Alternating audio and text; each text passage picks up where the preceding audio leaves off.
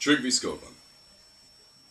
We've all had those friends that, for one reason or another, whether we thought it was fair or unfair, our parents looked at us one day and said, you cannot hang out with that person anymore. You cannot be around that person. You cannot be friends with that person. But very few of us have actually ever been that person, the one that the parents looked at their children and said, don't hang out with him anymore. I was that guy. One of my friends was that guy. And we were that guy to Trygg. We came up with a Christmas card one year. And the Christmas card, this is where it started. We thought it was great. We were 12 years old.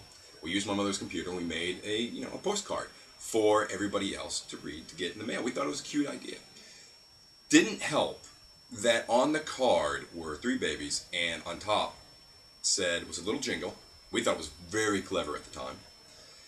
Jingle bells, pimping cells, you can go all the way. Oh, what fun it is to score in a one-horse open sleigh.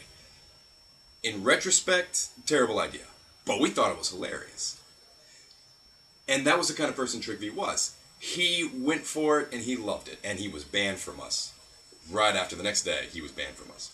And that lasted all of 30 minutes. And then we were thick as thieves all over again. He was that friend. He was the kind of person that people would go to when they had problems. He was the kind of person that parents would point out to their kids, saying, you need to be more like Trygg. You need to study like he does, or you need to work like he does. Trygg was a phenomenal person. He came from Anchorage, Alaska, when he was about 5 years old, and he met Robert and I very shortly after, where we became best friends. This was a guy that he was known as the teddy bear throughout elementary school all the way up into high school.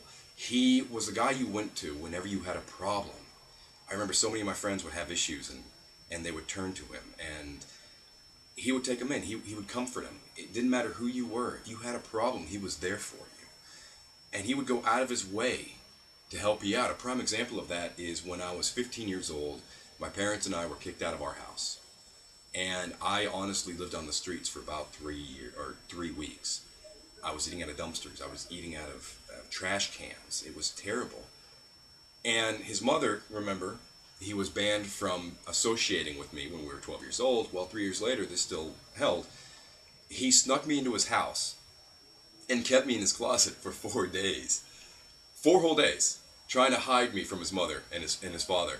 And he would take dinner and lunch and take it to me in the closet so I'd eat it. It was like something out of a weird story. It was hilarious. That was the kind of guy he was, though. He would sit there and he would give you the shirt off his back if he could. He was wonderfully intelligent. He had 2 sisters and 1 brother. And on the brother, the parents were very loose with him. And Todd, the brother, was a wild child. So they really clamped down on Trygg. And it actually kind of helped him. He was an honor student. He had great grades in high school. He had a wonderful SAT score of something right over 1,300.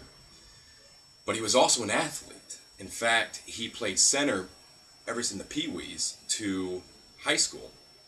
And he even went to the Washington State High School Pro Bowl deal as a center. And he received scholarship offers from University of Washington, Washington State University, and UCLA. Being that he grew up in Seattle, he took that one. He was a wonderful character, full of life, full of hope, full of everything that you could ever hope for. He really, in a lot of ways, was the perfect friend. He would stand up for you, and he would do so much for you. And when he ended his life on January 1st, 2001, it was hard for a lot of us to take. He was such a kind, wonderful, caring soul. There was so much hope, so many possibilities, that I love him to death, and I will always love him. And Trygg, this is for you, buddy. I love you.